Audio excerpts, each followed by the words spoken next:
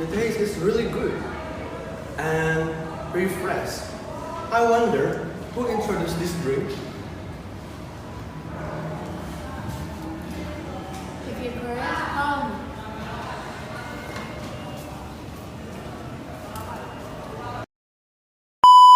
Assalamualaikum warahmatullahi wabarakatuh. We're here to begin our presentation about Asa Grigskandler biography. But before that, let us introduce ourselves first. My name is Valentin Pujiartanto.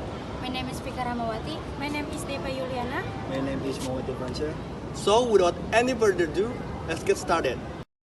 Asa Grigskandler was born on December 30, 1851 in Villa Rica, a city in the U.S. states of Georgia.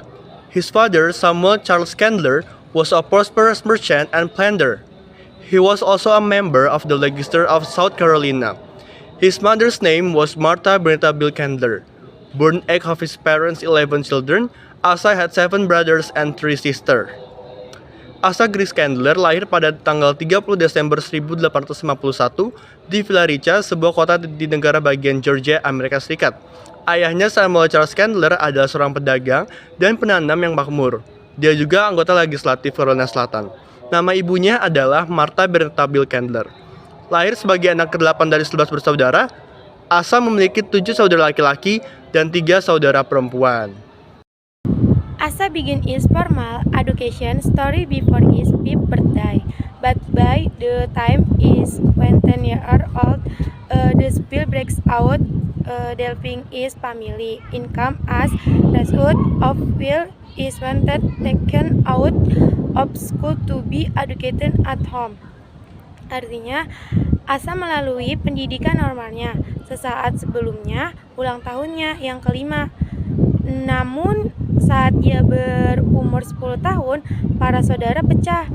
Pengurus pendapatan keluarganya akibat ia dikeluarkan dari sekolah untuk mendapatkan pendidikan di rumah.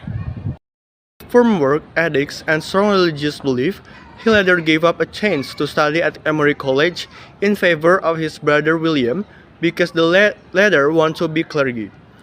Dibesarkan dengan etika kerja yang kuat dan keyakinan agama yang kuat, ia kemudian melepaskan kesempatannya untuk belajar di Emory College demi kepentingan saudaranya, William, karena William ingin menjadi pendeta.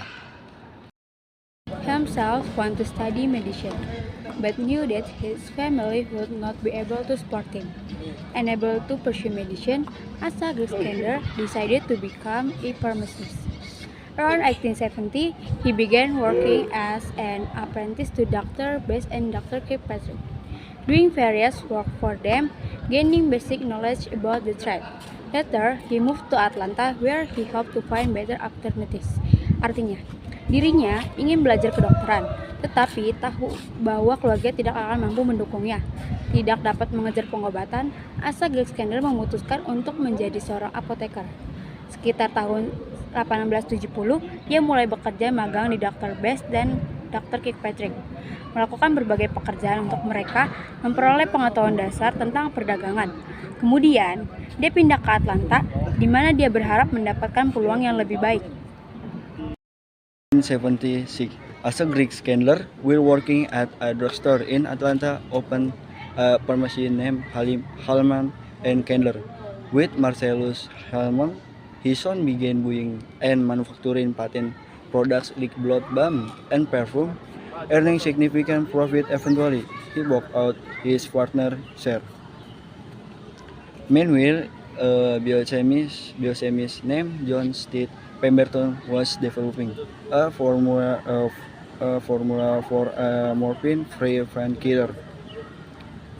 Artinya, pada tahun 1876, Asa Grigskandler saat bekerja di toko obat di Atlanta membuka apotek bernama Hallman and Candler bersama Marcellus Hallman. Dia segera mulai membeli dan memproduksi produk paten seperti balsam.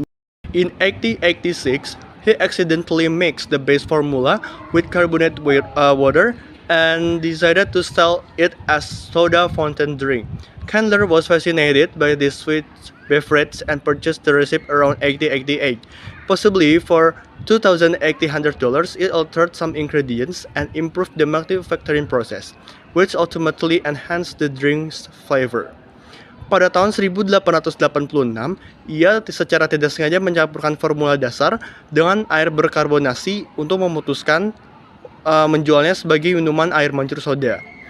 Candler ini sangat terpesona dan obses dengan minuman manis ini dan membeli resepnya sekitar tahun 1888, mungkin seharga $2.300. Dia mengubah beberapa bahan dan meningkatkan proses pembuatannya, yang pada akhirnya meningkatkan cita rasa minuman itu tersebut. By 1891, he began marketing the product as Coca-Cola. By 1892, Sal had increased tenfold. That same year, he sold his pharmaceutical business for $50,000 and focused on his new venture, establishing the Coca-Cola Company. In 1893, the company registered the Coca-Cola trademark. In 1894, they set up a factory in Dallas, their first on-site Atlanta. Artinya, pada tahun 1891, ia mulai memasarkan produknya dengan nama Coca-Cola. Pada tahun 1892, penjualan meningkat 10 kali lipat. Pada tahun yang sama, dia menjual bisnis farmasinya seharga $50 dan fokus pada usaha barunya, mendirikan The Coca-Cola Company. Pada tahun 1893, perusahaan tersebut mendaftarkan merek dagang Coca-Cola. Pada tahun 1894, mereka mendirikan pabrik di Dallas, pabrik pertama mereka di luar Atlanta. By 1895, Coca-Cola was sold in every US state. In 1999,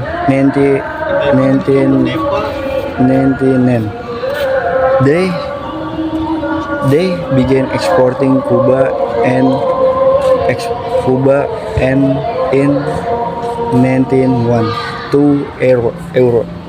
In 1916, Candler retired from daily management of the company, passing the leadership to his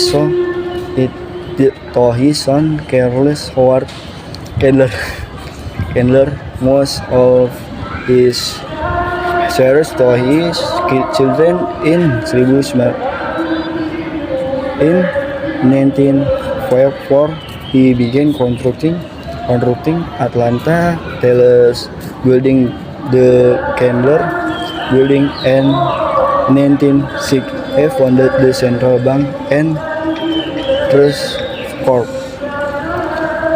Pada tahun 1895, Coca-Cola dijual di setiap negara bagian AS. Pada tahun 1899, mereka memulai mengekspor ke Kuba dan pada tahun 1901